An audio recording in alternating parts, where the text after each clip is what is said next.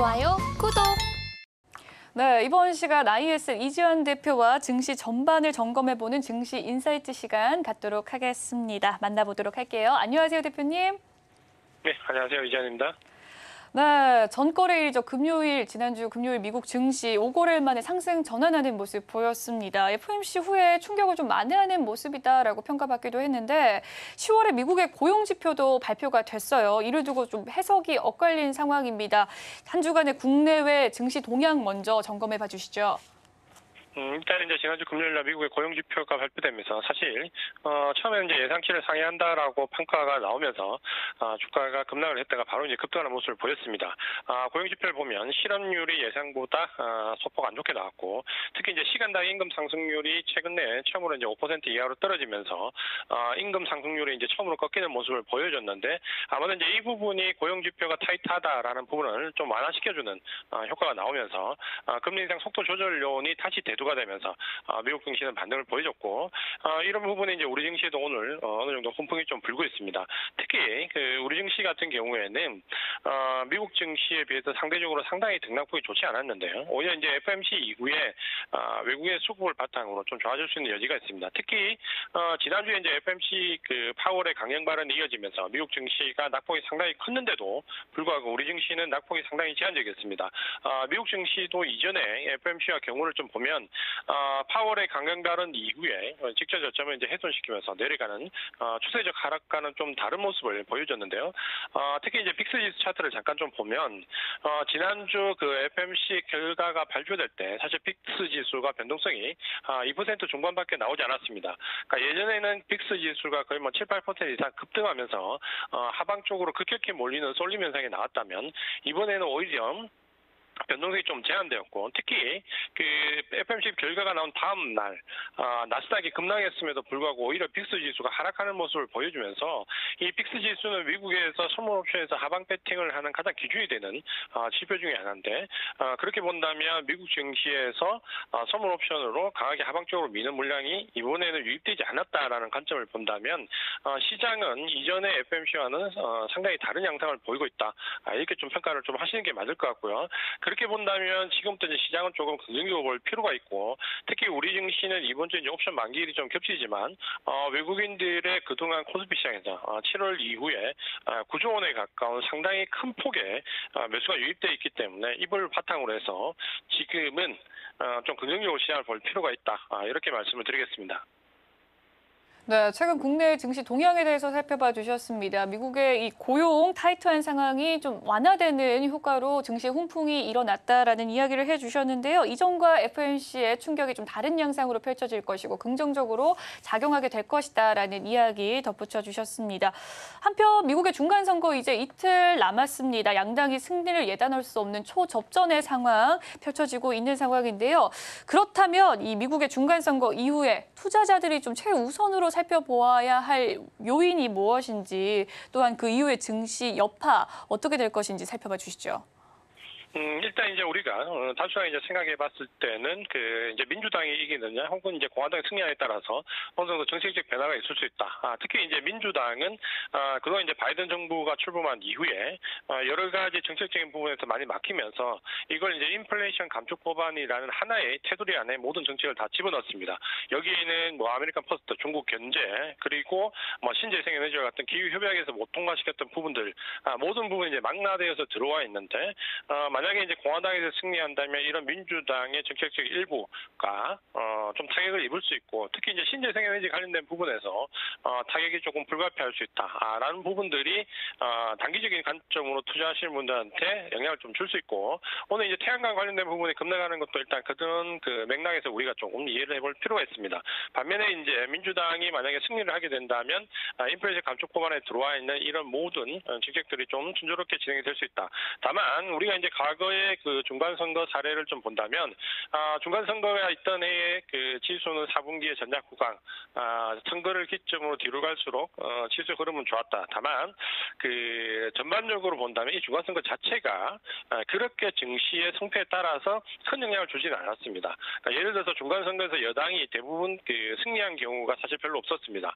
그럼에도 불구하고 이제 지수는 계속해서 상승하는 모습을 보여줬기 때문에 중간선거 자체에서 받는 섹터별 영향력, 특히 이제 테마성이 있는 섹터도 영향은 있겠지만 증시 전체에 대한 영향력은 상당히 제한적이다. 이렇게 생각을 하시면 될 것 같습니다.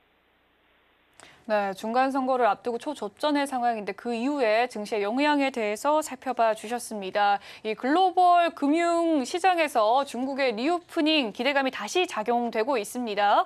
중국 당국의 제로 코로나 기조 변화 가능성에 좀 유가와 위안화의 반등을 좀 비롯해서 여러 가지 상승이 좀 나와주고 있는 상황인데요. 다만 또 국내에서 차이나 런에 대한 일부의 힘이 또 실어진 상황 속에 중국의 제로 코로나 정책 재검토에 따른 국내 증시의 여파는 어떨지 다각도로 살펴봐 주시죠. 지금 현재 이제 그 시진핑 그 3기 집권 이제 시작된 이후에 사실 이제 중국 시장의 변동성이 상당히 컸습니다.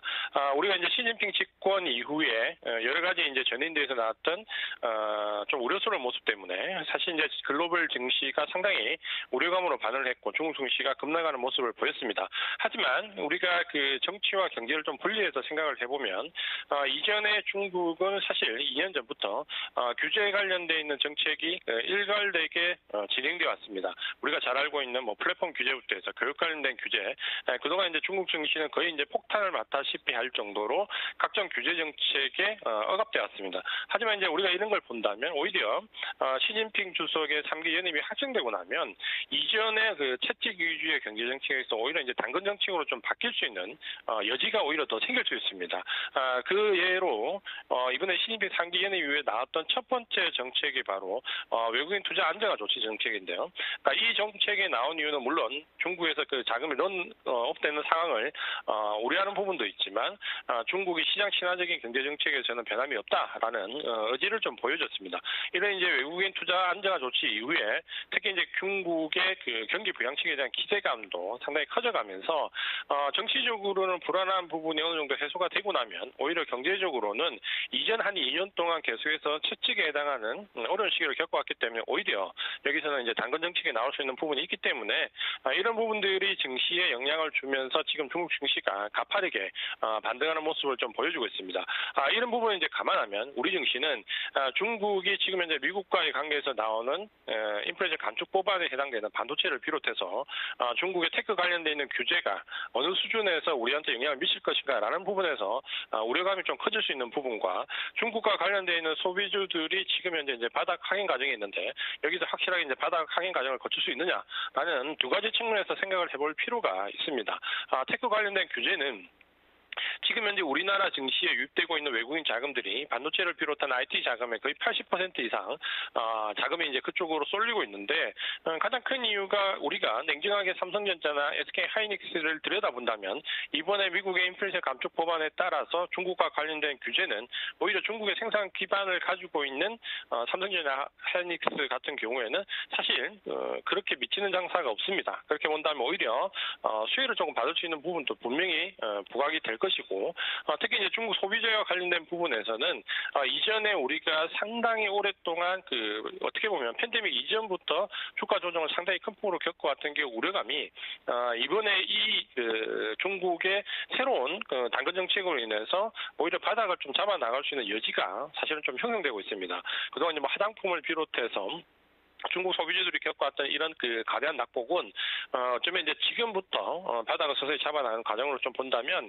물론 이제 단기적인 중기적인 투자로 접근하기는 상당히 어렵겠지만 그동안 그 상당히 오랫동안 물려 있었던 분들이나 혹은 장기적인 관점에서 접근을 하시려고 하시는 분들은 지금부터 이제 중국 소비주들에 대해서 조금씩 관심을 가져 나갈 필요가 있다.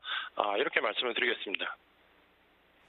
네, 중국의 제로 코로나 정책이 재검토를 보이고 있습니다. 국내 증시의 영향에 대해서 살펴봐 주셨는데요. 중국 관련 소비주의 바닥 확인 과정이 중요하고 중장기적으로 투자 전략 세워가는 것도 중요한 부분일 것 같습니다. 국내 증시 모처럼 상승세 이어가고 있지만 지속되는 경기 침체 우려 속에서 이 추격 매수보다는 리스크 관리가 가장 중요하다라는 이야기도 나옵니다. 대표님께서는 이번 주 투자 전략을 어떻게 세워가면 좋다고 생각하시나요?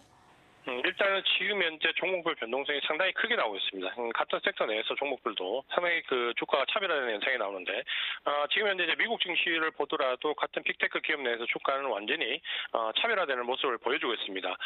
차트를 잠깐 보면 그 빅테크 기업 내에서도 마이크론 테크놀로지는 저점을 높여가면서 상승 전환할 수 있는 바닥권 확인 과정에 있고, 반면에 이제 그 팬데믹 때 실적의 전성기를 보였던 구글 같은 경우는 지금 지난주에 거의 급락하는 모습을 보여주면서 같은 빅테크 기업 내에서도 주가가 차별화되는데요.